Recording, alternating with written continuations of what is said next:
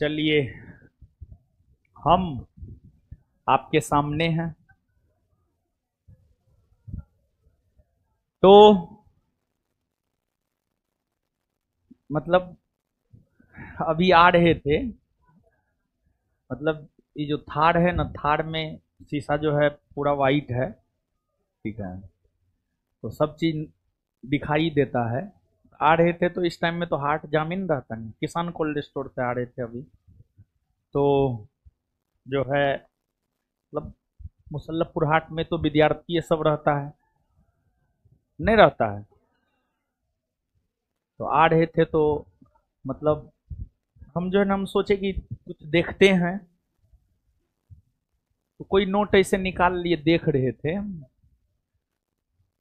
तो आस पास का जो लड़का था, मतलब जो गाड़ी के सामने से गुजर रहा था, गाड़ी तो एकदम कछुआ के चाल में नहीं चलता है इस टाइम में। तो मतलब बोल रहा था, हाँ हाँ पढ़िए सर पढ़िए, तब ना हम लोग को पढ़ाइएगा। पढ़िए जल्दी जल्दी पढ़िए। क्या ही कहे, हम तो सिर्फ मतलब एक बाहर नजर ना पड़े इसी वजह से जो हम कुछ पलट लिए, अपना देख रहे थे। ठीक है, यही रीजन है कि हम ब्लैक शीशा यूज करते हैं। कहे कि विद्यार्थी का मतलब जो बात बोल रहा था, एक बात ये हुआ, और भी बहुत तरह का बात बोल रहा था। ठीक है, कि बहुत बात बोल रहा था। तो एगो ही बात सुने थे, एगो और उतना ध्यान नहीं दिए बात पे, लेकिन कुछ कुछ बोल रहा था। ठीक है, उतना ध्यान नहीं दिए। तो फिर मतलब देखिए कि आज का जो युवा पीढ़ी है, आज का जो छात्र है, मतलब किस तरीका से, मतलब कमेंट कोई भी गलत नहीं किया। ठीक है, लेकिन एक जो होता है कि एक जो सम्मान होता है एक शिक्षक के प्रति, मतलब वो नहीं, सब दांत निकाल रहा था, कर रहा था सब। ठीक है, मतलब अजीब रिएक्शन था, यानी कुल मिलाकर के वो रिएक्शन हमको नहीं पसंद था। ठीक है, तो आइए, आप लोग ऐसा नहीं करते हैं, थोड़ा अच्छा बनिए। मतलब ऐसा नहीं कि वो कुछ भी गलत कमेंट किया ना, कुछ भी नहीं, सब कमेंट सब अच्छा ही था, लेकिन ये जो है कर रहा था ना। सब ऐसे ऐसे हाथ हिला रहा था, हाय सर। बताइए, हाय बाय करने वाला होता है टीचर। तो खैर ठीक है, जिसको जो अच्छा लगता है वो करता है। तो एक बात हम आपको स्पष्ट कर दे कि अभी साइंस का जो टेस्ट होता है वो मतलब ये था कि ना से भला, ना से भला, हाँ, कम से कम 50 क्वेश्चन ही तो आप देख लिए, उसका आंसर जान लिए। ना से भला, हाँ, बस उतना ही है। बिट्टू सर का जैसे गला ठीक हो जाएगा, ऐसा नहीं है कि सिर्फ टेस्ट में नहीं आते। कोई भी बैच में आप पढ़ते होंगे, दरोगा बैच में, फाउंडेशन बैच में, किसी भी बैच में नहीं आते हैं, गला खराब हो गया है। ठीक है, गला थोड़ा खराब हो गया है, वोकल कॉर्ड में मतलब सूजन हो गया था, सूजन आ गया था। तो इलाज चल रहा है, हमको लगता है कि 10-15 दिन हो गया है। क्या हुआ? बैठिए ना, बैठिए ना, बैठिए। ठीक है, तो वही जो है, हल्ला नहीं कीजिए, हल्ला नहीं कीजिए। तो वही जो है, सर का गला खराब है। जैसे सर क्लास लेना शुरू करेंगे ना, तो वैसे टेस्ट में भी अब बहुत ज्यादा दिन नहीं, हो सकता है ये जो आने वाला वीक है सोमवार से, इस आने वाले वीक में जो है सर टेस्ट को ज्वाइन कर ले। हो सकता है, ऐसे बात नहीं हुआ है, खैर लगभग 15 दिन हो गया है, लगभग 15 दिन हो गया है। तो 1 महीना का बोला था सर, तो बोले 15 दिन में ठीक हो जाएंगे। अब ठीक हुए हैं कि नहीं हुए हैं वो भी हमको नहीं पता है, बात तो बहुत ज्यादा होता है नहीं, ठीक है। तो हो सकता है इस वीक, हमको लगता है अगले वीक जो है ज्वाइन कर ही लेंगे, जहां तक संभावना है। तो वही मतलब वो टेस्ट, वो टीचर जो है जो आपको अभी करवाता है वो नहीं करवाएगा, डेली टेस्ट में हम ही और बिट्टू झा सर करवाएंगे, ठीक है ना। तो इस कंफ्यूजन में आप ना रहे, क्योंकि 1-2 मैसेज आया था व्हाट्सएप या टेलीग्राम पे, तो उसी के लिए जो है ये बात हम बोल रहे हैं। और ऑनलाइन वाले लोगों के सबके मन में मतलब थोड़ा सा इधर उधर होता है, सबके मन में बहुत तरह का बात चलने लगता है। लोग पॉजिटिव कम सोचता है, निगेटिव ज्यादा सोचता है, हमारा वातावरण ही निगेटिव वाला हो गया है। तो बिट्टू सर ही साइंस का डिस्कशन करवाएंगे, वो ठीक होकर के आ जाए, साइंस का डिस्कशन वही करवाएंगे। ये तो बस ऐसे ही लगा दिए हैं कि नहीं होने से बेहतर है कि थोड़ा सा ही हो जाए, लेकिन हो जाए। कम से कम 50 क्वेश्चन तो आप देख करके जाते हैं ना जी, उसका आंसर तो आप जान करके जाते हैं ना, ठीक है। तो जो बात क्लियर करना चाहते थे वो क्लियर हुआ कि ये बात पहले से क्लियर था ना। तब एगो लड़का, एगो या दूगो जो है, एक एगो कोई जो है हमको मैसेज किया था टेलीग्राम या व्हाट्सएप पे, ठीक है। हाँ, क्वेश्चन तो ठीक रहता है, समझो, वही तो ठीक करवाते हैं। अरे साइंस के टीचर हैं वो। तो अब बात ये है कि हमेशा जो है आदत है मलाई खाने का, मिल गया पानी वाला दूध, तो थोड़ा सा तो प्रॉब्लम होता है, समझे ना। तो बिट्टू सर ही करवाएंगे, संभवतः अगले सप्ताह ज्वाइन कर लेंगे, ठीक है। तो कोई कंफ्यूजन में ना रहे। आइए अब निम्नलिखित में से अशोक का कौन सा शिलालेख धार्मिक संश्लेषण के बारे में कहता है? द्वितीय, 12वां, 13वां, 11वां।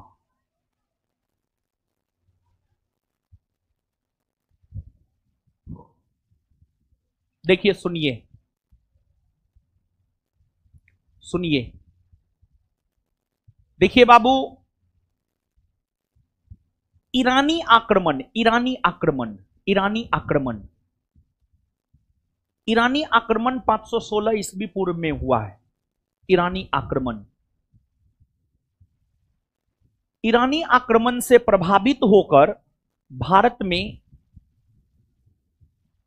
अभिलेख लिखने की परंपरा का विकास हुआ, अभिलेख लिखने की परंपरा का विकास हुआ।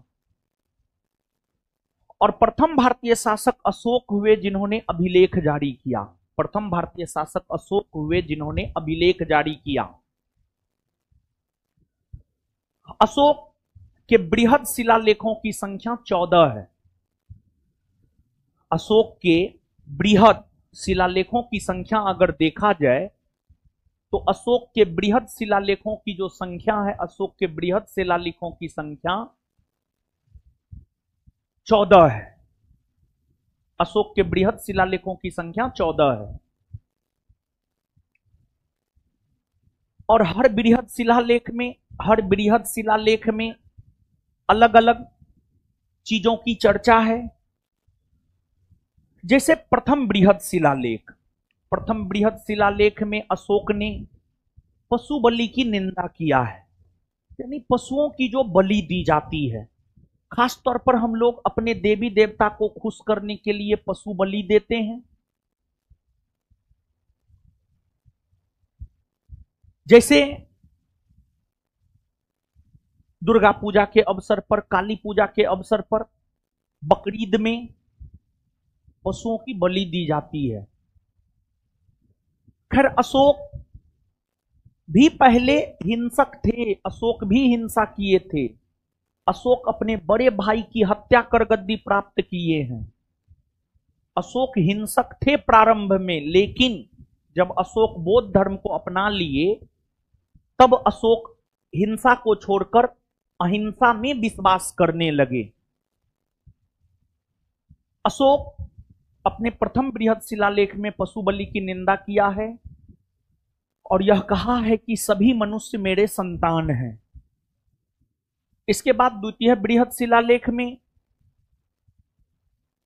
अशोक ने चिकित्सालय व्यवस्था का जो प्रावधान किया था, मतलब अस्पताल सबका जो निर्माण करवाया था अशोक, उसको लेकर चर्चा द्वितीय बृहद शिलालेख में है। और अशोक के समकालीन जो पड़ोसी राज्य हुआ करते थे उसकी भी चर्चा द्वितीय बृहद शिलालेख में है। फिर तृतीय बृहद शिलालेख में अशोक ने अपने अधिकारियों को यह कहा है कि वे प्रत्येक 5 वर्ष के अंतराल पर राज्य का दौरा करें। यानी अशोक अपने अधिकारी को कहे हैं कि वे प्रत्येक 5 वर्ष के अंतराल पर राज्य का दौरा करें। चौथे बृहद शिलालेख में अशोक ने भेड़ी घोष के जगह धम घोष की घोषणा किया है। भेड़ी घोष के जगह धम घोष की घोषणा किया है और अशोक ने यह कहा है कि हम जो भौतिक तौर पर युद्ध के माध्यम से क्षेत्रों को जीतते हैं, उसके बजाय धर्म के माध्यम से, धम्म के माध्यम से क्षेत्रों को जीतेंगे। फिर 5वें बृहद शिलालेख में धम्म महामात्र की नियुक्ति की बात की गई है। 6ठे बृहद शिलालेख में आत्मनियंत्रण या संयम, सेल्फ कंट्रोल, आत्मनियंत्रण को लेकर के चर्चाएं अशोक ने किया है। और अशोक यह दर्शाने का प्रयास किए हैं कि वो काफी संयमित थे, आत्मनियंत्रित थे, वो काफी संयमित थे, आत्मनियंत्रित थे। मतलब जो एक सीमा है किसी काम का, उसको अशोक नहीं लांघते थे। आत्मनियंत्रण मतलब इसको ऐसे समझिए, मान लिया जाए रविवार को एग्जाम है, अभी हमको होना चाहिए कि हम सिलेबस का रिवीजन करें। रिवीजन कर रहे हैं, थोड़ा थक गए तो लगा कि थोड़ा आराम कर लेते हैं, तो सो गए। फिर या फिर पढ़ रहे हैं, अचानक मन किया कि अब क्या पढ़ेंगे, तो वहां पर जब अचानक मन करे कि क्या पढ़ेंगे, वहां पर अपने मन को कंट्रोल करना है और मन को समझाना है कि नहीं, एग्जाम है रविवार को, रिवीजन करना है आज। थक गए, ठीक है, चाय पी लीजिए, कॉफी पी लीजिए, तरोताजा हो जाइए, सोइए नहीं, रिवीजन कीजिए। अब मान लिया जाए एग्जाम है, ये न है कोनो, पढ़ने का मन हुआ पढ़िए, नहीं पढ़ने का मन हुआ मत पढ़िए, लेकिन फिर भी डेली पढ़ना है। एक बात आप जान लीजिए, यह जरूरी नहीं है कि 12 घंटा पढ़ना है, लेकिन यह जरूरी है कि प्रत्येक दिन पढ़ना है। 4 घंटा पढ़ना है, लेकिन प्रतिदिन पढ़ना है। कछुआ की तरह हमेशा धीरे धीरे चलते रहना है। तो अशोक 6ठे बृहद शिलालेख में ही यह घोषणा किए हैं कि मैं कहीं भी रहूं, भले मैं अंतःशाला में अपने पत्नी के साथ विश्राम ही क्यों न कर रहा हूं, अगर जनता से संबंधित कार्य है तो हमारे अमात्य, हमारे मंत्री आकर के हमसे मिल सकते हैं। इसके जरिए अशोक यह दिखलाना चाह रहे थे कि हम बहुत संयमित इंसान हैं, और इसके जरिए अशोक यह दिखलाना चाह रहे थे कि वो जनता के संपर्क में रहते थे। और अशोक ही प्रथम भारतीय शासक हुए जो प्रत्यक्ष तौर पर जनता के संपर्क में रहा करते थे। फिर 6ठे बृहद शिलालेख के बाद 7वां बृहद शिलालेख, 7वां बृहद शिलालेख में धार्मिक सहिष्णुता की बात की गई है। फिर 8वां बृहद शिलालेख में अशोक ने जो तीर्थ यात्रा किया है उसकी चर्चा है। 9वें बृहद शिलालेख में अशोक ने जो पड़ोसी राजाओं से मिला, अशोक और पड़ोसी राजाओं के बीच जो भेंट मुलाकात हुआ, शिष्टाचार मुलाकात हुआ, उसकी चर्चा है। फिर 10वें बृहद शिलालेख में अशोक अपने अधिकारी को कहता है कि आप हमेशा प्रजाहित के बारे में सोचे। और 11वें बृहद शिलालेख में धम्म नीति की व्याख्या की गई है। और 12वें बृहद शिलालेख में सर्वधर्म संभव की बात की गई है। 12वें बृहद शिलालेख की अगर हम बात करें तो जो 12वां बृहद शिलालेख है 12वें बृहद शिलालेख में सर्वधर्म संभव की बात की गई है, मतलब सभी धर्मों को लेकर चलने की बात की गई है 12वें बृहद शिलालेख में। और अशोक सर्वधर्म संभव की बात करते हुए यह कहते हैं कि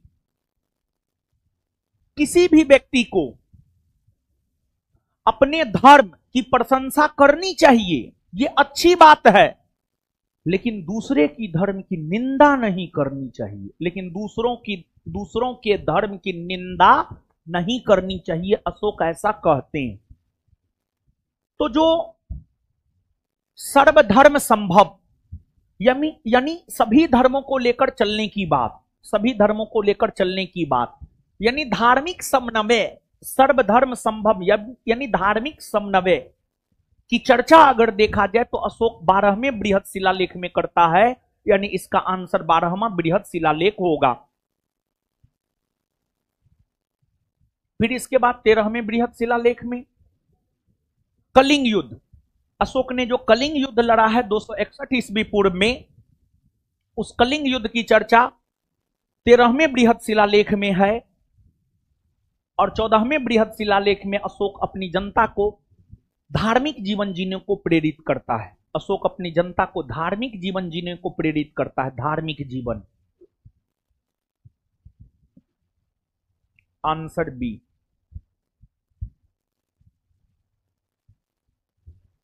तो 14वां बृहद शिलालेख हम आपको बता दिए, ठीक है ना।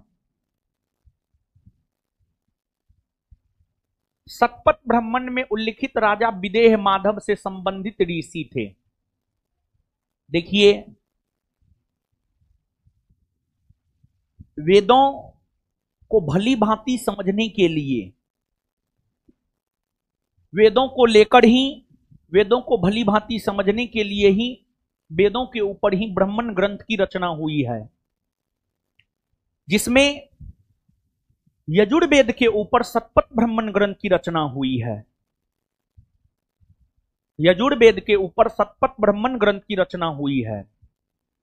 और सभी ब्राह्मण ग्रंथों में अगर देखा जाए तो सबसे प्रामाणिक ब्राह्मण ग्रंथ शतपथ ब्राह्मण ग्रंथ माना जाता है।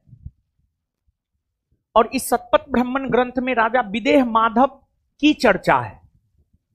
राजा विदेह माधव का जहां तक सवाल है, इनके बारे में कहा जाता है, ये सरस्वती नदी के तट पर रहते थे। सिंधु, सरस्वती, सतलज, ये सरस्वती नदी के तट पर रहते थे। और इनके बारे में कहा जाता है कि इन्होंने अग्नि को, राजा विदेह माधव के बारे में कहा जाता है कि इन्होंने अग्नि को अपने मुख में कर लिया था, मतलब अग्नि को अपने वश में कर लिया था, एक प्रकार से कहा जाता है। और सरस्वती नदी के ये तट पर रहा करते थे, जो सरस्वती नदी वर्तमान में विलुप्त है। इनसे संबंधित, राजा विदेह माधव से संबंधित जो ऋषि थे, ऋषि गौतम राहुगण थे। ऋषि गौतम राहुगण थे।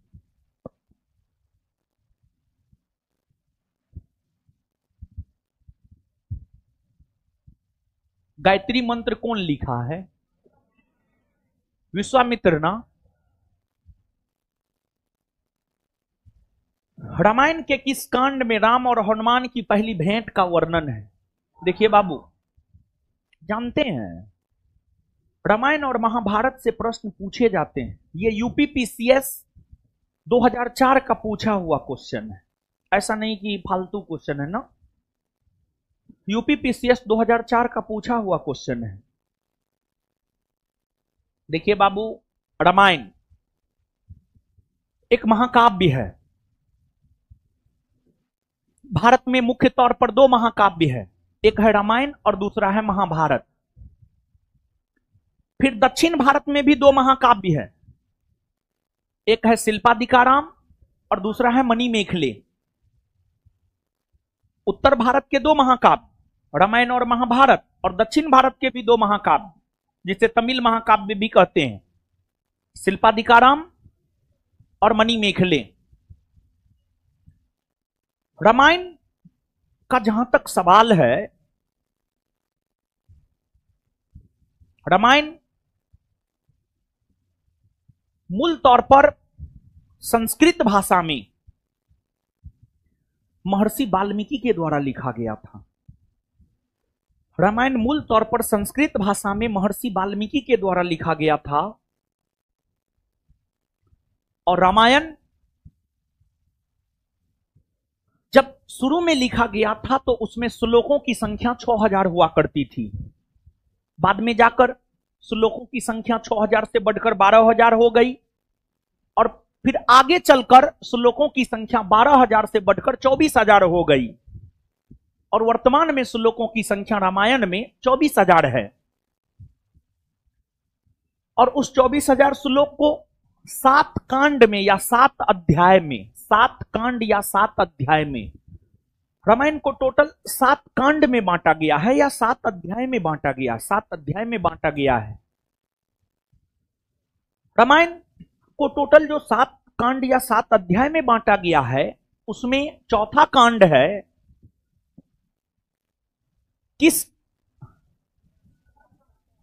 किष्किंधा कांड। किष्किंधा कांड, ये जो किष्किंधा कांड है इसी में राम और हनुमान की पहली भेंट का वर्णन है। राम और हनुमान की पहली भेंट का वर्णन है। राम और हनुमान के पहले भेंट का वर्णन है।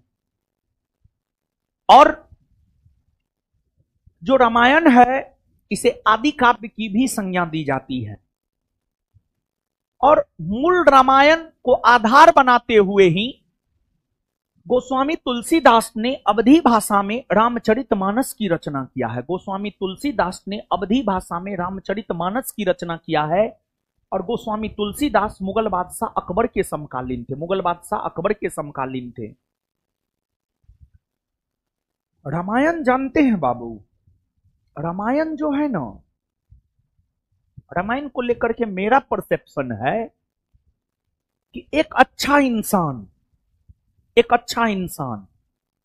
किसको कहा जाता है? एक अच्छा इंसान कौन काम को करके आप बन सकते हैं? किस चीज को करके आप एक अच्छा इंसान बन सकते हैं? आपका व्यवहार विचार कैसा होना चाहिए लोगों के प्रति, समाज के प्रति, सगे संबंधी के प्रति, अपने भाई के प्रति, अपने मां के प्रति, अपने पिता के प्रति। अगर ये जानना है तो आप रामायण देखिए। एक अच्छा इंसान बनना है, सच्चा इंसान बनना है, ईमानदार इंसान बनना है, रामायण देखिए। और इस कलयुग में अगर सरवाइव करना है महाभारत देखिए। और महाभारत देखिए ही नहीं बल्कि महाभारत को अपने ऊपर अप्लाई भी कीजिए, अपने ऊपर अप्लाई कीजिए। ऐसा मेरा अपना परसेप्शन है रामायण और महाभारत को लेकर। और दोनों में, रामायण हो या महाभारत, दोनों में धर्म की बात की गई है और अंततः विजय धर्म की हुई है। अंततः विजय धर्म की हुई है। अब यहां पर हम हिंदू धर्म, मुस्लिम धर्म, सिख धर्म की बात नहीं कर रहे हैं। यहां पर धर्म का मतलब है आपका कर्म। जैसे आप अभी एक स्टूडेंट है और आप हमेशा याद रखिएगा, हमेशा धर्म की विजय होती है। आप एक स्टूडेंट है, आपका सबसे बड़ा धर्म है पढ़ाई करना, रिवीजन करना, टेस्ट देना, सिलेबस का बार बार रिवीजन करना, पर डे पढ़ना, ये आपका धर्म है। अगर आप धर्म के रास्ते पर चलते हैं आपकी विजय सुनिश्चित है। और अगर आप धर्म के रास्ते पर नहीं चलते हैं, पढ़ाई के जगह पंचायत 3 या 4, पता नहीं कौन सीजन आया, पंचायत 4 सीजन देखते हैं, इंस्टा देखते हैं, तब तो हो गया धर्म के रास्ते। वो धर्म का रास्ता नहीं है बाबू, वो अधर्म का रास्ता है। अभी आपके लिए धर्म का रास्ता सिर्फ और सिर्फ है पढ़ाई करना। अभी आपके लिए धर्म का रास्ता है सिर्फ और सिर्फ किताब और कॉपी से दोस्ती और प्यार और मोहब्बत करना। अभी आपके लिए धर्म का रास्ता है टेस्ट देना। अभी आपके लिए यही धर्म का रास्ता है, दूसरा कुछ भी आपके लिए धर्म का रास्ता नहीं है। इन चीजों के अलावे आप कुछ भी करते हैं, आप पटना अलग अलग जगह से आए हैं, अगर आप पढ़ाई के अलावे कुछ भी करते हैं, आप 4 घंटा मोबाइल चलाते हैं, आप घूमने जाते हैं, आप मुर्गा पार्टी करते हैं, आप कुछ भी करते, ये सब अधर्म का रास्ता है। और जो भी अधर्मी है उसका कुछ नहीं होने वाला है, जो धर्म के रास्ते पर है विजयी उसी का होने वाला है। समझे? आगे आइए, ताली ने बजाना है। और सहयोगी होना चाहिए तो हनुमान जी जैसा, हनुमान जी जैसा। और एक बात और जानिए, ये जो सदी है ना 21वीं सदी, हनुमान जी का सदी है। हनुमान जी का सदी है मतलब शक्तिशाली लोगों का सदी है, शक्तिशाली लोगों का सदी है। हम ये बात कहना चाह रहे हैं, तो अपने आप को शक्तिशाली बनाइए। निम्नलिखित में से किस वंश द्वारा प्रायः महिलाओं को प्रशासन में उच्च पद प्रदान किए जाते थे? महिलाओं को प्रशासन में उच्च पद प्रदान किए जाते थे। देखिए सामान्य तौर पर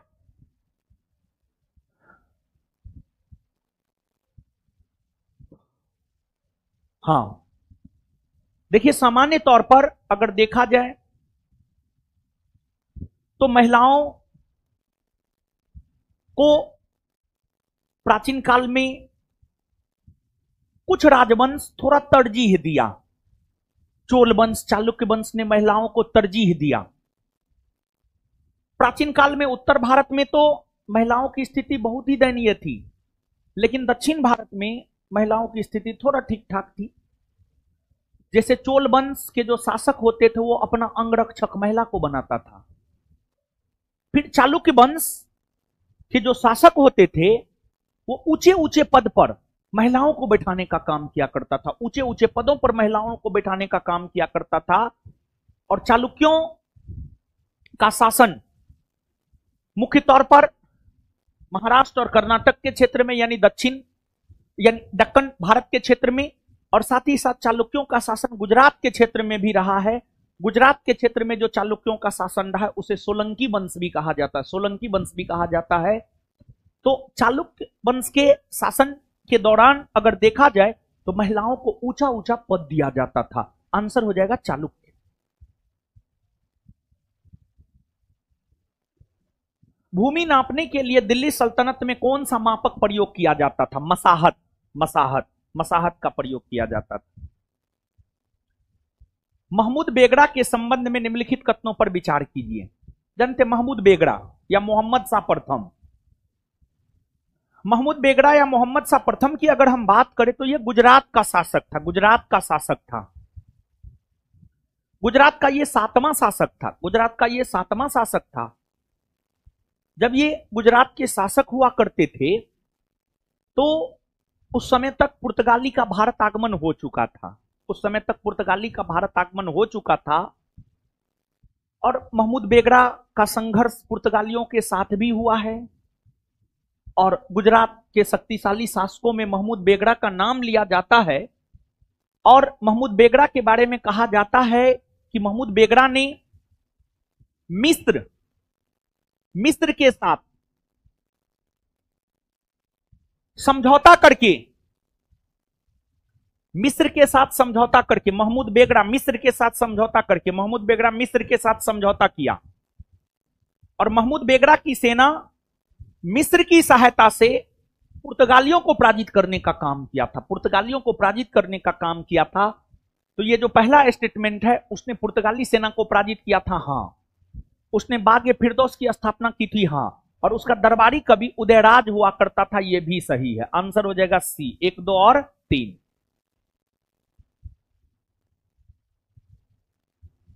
कौन एक भारतीय राष्ट्रीय कांग्रेस से कभी संबंध नहीं रहे हैं?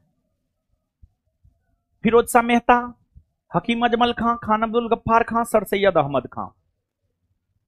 सर सैयद अहमद खां की अगर हम बात करें तो सर सैयद अहमद खां का कभी भी भारतीय राष्ट्रीय कांग्रेस से कोई संबंध नहीं रहा है। और जब भारतीय राष्ट्रीय कांग्रेस की स्थापना 1885 में हुई थी तो सर सैयद अहमद खान ने भारतीय राष्ट्रीय कांग्रेस की स्थापना का विरोध किया था। और भारतीय राष्ट्रीय कांग्रेस के विकल्प के तौर पर सर सैयद अहमद खान ने Indian patriotic association, sir Syed Ahmed Khan Congress की स्थापना का विरोध किया था। और कांग्रेस के विकल्प के तौर पर सर सैयद अहमद खान ने, कांग्रेस के विकल्प के तौर पर सर सैयद अहमद खान ने इंडियन पेट्रियोटिक एसोसिएशन की स्थापना किया था। खैर ये हिंदू मुस्लिम एकता के बहुत बड़े समर्थक थे। ये कहा करते थे हिंदू और मुसलमान भारत की दो आंखें हैं। लेकिन कांग्रेस में इनकी कोई दिलचस्पी नहीं थी और इनके बारे में कहा जाता है आधुनिक समय में, आधुनिक काल में मुस्लिम समाज में जो तमाम प्रकार की कुरीतियों और बुराइयां फैली हुई थी, उन कुरीतियों और बुराइयों को दूर करने के लिए, उन कुरीतियों और बुराइयों को दूर करने के लिए सर सैयद अहमद खान ने इस्लामी समाज में सुधारवादी आंदोलन चलाया और इनके द्वारा जो सुधारवादी आंदोलन चलाया गया था उसे अलीगढ़ आंदोलन कहते हैं। और अलीगढ़ आंदोलन के जरिए इन्होंने मुस्लिमों को जागरूक करने का काम किया और बाद में इन्हें महसूस हुआ कि सिर्फ जागरूक करने भर से काम नहीं चलने वाला है, मुस्लिमों को शिक्षित भी करना पड़ेगा।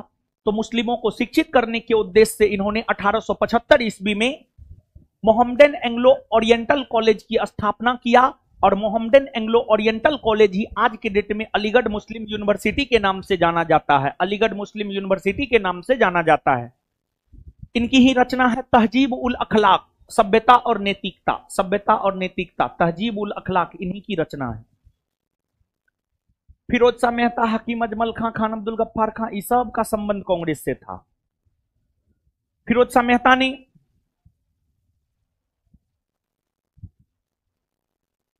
कांग्रेस का 1890 में वार्षिक अधिवेशन, कांग्रेस का 1890 में वार्षिक अधिवेशन कोलकाता में हुआ था। 1890 में कांग्रेस का वार्षिक अधिवेशन जो कोलकाता में हुआ था उसकी अध्यक्षता फिरोज शाह मेहता ने ही किया था, फिरोज शाह मेहता ने किया था। तो फिरोज शाह मेहता का संबंध तो कांग्रेस से है। फिर हकीम अजमल खां, 1921 में कांग्रेस का वार्षिक अधिवेशन हुआ था अहमदाबाद में और 1921 ईस्वी में कांग्रेस का जो वार्षिक अधिवेशन अहमदाबाद में हुआ था उसकी अध्यक्षता हकीम अजमल खां ने किया था। फिर खान अब्दुल गफ्फार खां,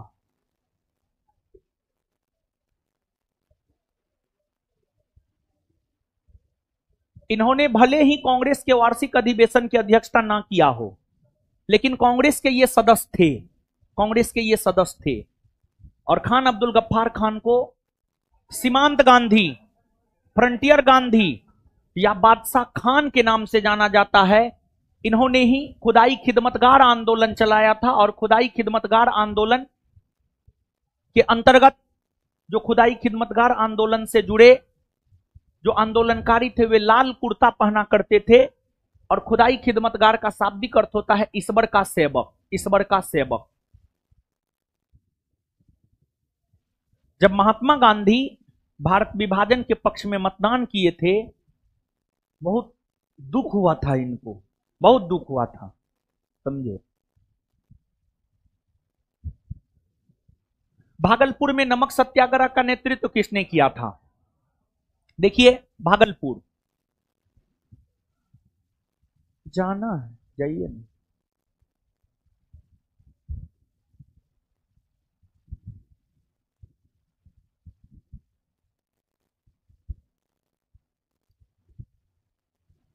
हाँ हाँ, काहे जाना है? कौन बुलाया? नियुक्ति है कल। कहाँ बुलाया है? वैशाली। आपको कैसे पता? कौन आया था? ओ, क्लासरूम फोन रिसीव करती है। अब पुलिस बन गई है, अब डंडा चलाएगी। तो आइए, हाँ, नमक सत्याग्रह। देखिए राष्ट्रीय स्तर पर अगर नमक सत्याग्रह की बात की जाए तो राष्ट्रीय स्तर पर नमक सत्याग्रह का आयोजन महात्मा गांधी ने किया था। लेकिन नमक सत्याग्रह का आयोजन क्षेत्रीय स्तर पर भी किया गया। देखिए गांधी जी कितने बुद्धिजीवी थे जो चीज सबको चुनते थे, नमक को चुनते थे। नमक हर किसी की जरूरत है। मतलब गांधी जी, हम बार बार कहते हैं, कभी कभी कहते हूं, गांधी जी बड़ी दूरदर्शी थे। दूरदर्शिता का मतलब क्या होता है? लोग क्या सोचता है, लोगों तक अपनी पहुंच कैसे बनाए। मतलब गांधी जी जब सविनय अवज्ञा आंदोलन शुरू किए तो नमक को आधार बनाए, नमक को आधार बनाए। भारतीयों को कहे कि नमक पर आपसे टैक्स लेता है, जबकि नमक समुद्री पानी से बनता है, समुद्र भारत का है। नमक तो अमीर हो गरीब हो हर किसी की जरूरत है। तो नमक सत्याग्रह के जरिए जो है गांधी जी को पूरा देश जान गया। गांधी जी को सुदूर इलाका में बैठे सब लोग जान गया नमक सत्याग्रह की वजह से। मामले ऐसा था, समझे। तो इसी को कहा जाता है लोगों के इमोशन, इमोशनली लोगों को जोड़ना अपने आप से, इमोशनली लोगों को जोड़ना अपने आप से। और गांधी जी तो अच्छे काम के लिए इमोशनली आपको अपने आप से जोड़ते थे। लेकिन आज का लोग जो है अपने फायदा के लिए, गांधी जी तो देश की आजादी के लिए कर रहे थे। अरे गांधी जी को कोनो चीज का कमी थोड़े था महाराज। राजा जैसे जीवन गांधी जी जी सकते थे। तो गांधी जी इमोशनली जोड़ करके देश को आजादी दिलाए। लेकिन ये 21वीं सदी है, ये आर्थिक सदी है। इस सदी में इमोशन का कोई महत्व नहीं है। इमोशन में जो बहा वो गया। हम एक बात बता रहे हैं, हम एक मतलब जिस स्तर पे हैं, जितना बेहतर कार्य सब किए हैं, कर रहे हैं, राष्ट्रीय स्तर पर एक पहचान होनी चाहिए। लेकिन कभी कभी हम भी इमोशन में बह जाते हैं और कुछ काम हमको करना चाहिए जो नहीं कर पाते हैं। तो इमोशन, इमोशन रोकता है, इमोशन विकास में बाधा है। आज के डेट में इमोशन जो है विकास में बाधा है, समझे। ऐसा मेरा अपना परसेप्शन है। तो इमोशन लेस होना चाहिए आज के डेट में। अगर आप इमोशन लेस हैं आपका विकास होगा। अगर आप इमोशन लेस नहीं है तो आपका विकास नहीं होगा, विकास रुक जाएगा, एकदम विकास रुक जाएगा। इमोशन लेस बनिए, समझ गए। तो नमक सत्याग्रह का जहां तक सवाल है, आप सब लोग जानते हैं महात्मा गांधी 12 मार्च 1930 से साबरमती आश्रम से दांडी मार्च के जरिए नमक सत्याग्रह की शुरुआत किए। और नमक सत्याग्रह के अंतर्गत गांधी जी ने कांग्रेस के नेताओं को यह कहे कि आप अपने आसपास के क्षेत्र में हमारे दांडी यात्रा के तर्ज पर यात्रा कीजिए और तालाब, नदी, जलप्रपात, झरना में जाकर सांकेतिक तौर पर पानी से नमक बनाकर नमक कानून को तोड़ने की घोषणा कीजिए। तो फिर बिहार भी नमक सत्याग्रह का एक प्रमुख केंद्र बना था। और बिहार की अगर हम लोग बात करें तो बिहार के भागलपुर में नमक सत्याग्रह का नेतृत्व जो है आपको महादेव लाल सर्राफ ने किया था। महादेव लाल सर्राफ ने किया था। ठगों के दमन में निम्नलिखित में से कौन संबंधित था? देखिए, ठग, आमिर खान का एक मूवी है ठग ऑफ